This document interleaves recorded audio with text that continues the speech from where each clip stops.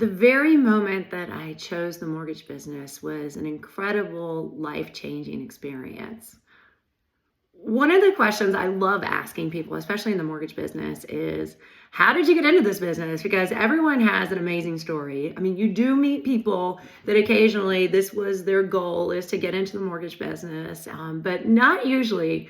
A lot of us, including myself, just kind of happen into it at some point, and it's changed our lives. And as a leader, I love seeing people get into the industry and have that same experience. But I had moved to Virginia Beach in a sales career and investments and absolutely hated it. I had poor leadership, and definitely can expound upon that at another time, and was miserable. And I was trying to figure out something else to do. So I called a family friend and I met her, and we went to go watch the Kentucky Derby. And so it was May, and just have some drinks. And I was like, I just can't do this. I cannot stand this career that I'm in. I am just cold calling 6 days a week.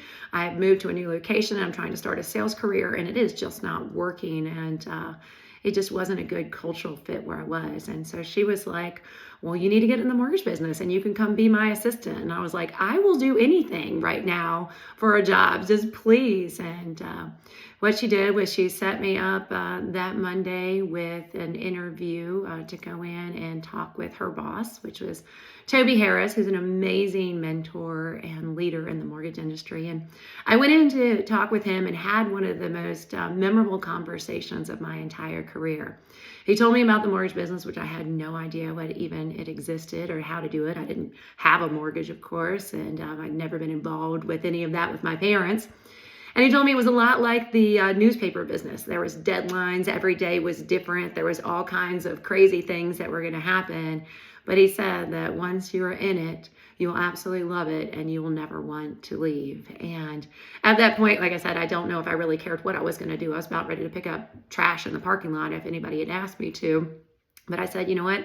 This sounds amazing. And he said some great advice too. He's like, you need to start as a processor and learn this business and get the nuts and bolts down and see where it takes you. There are so many different opportunities. And that day, I was so excited. I walked out. I wrote my resignation letter for the investment firm and went in the next day and resigned.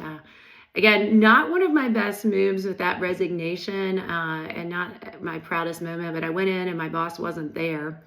And I needed to resign, and I just couldn't take it anymore. So I went to the receptionist, handed her my letter, packed up all my stuff, and just left and said, you know, please have them call me if they wanted to discuss it. And never got a phone call.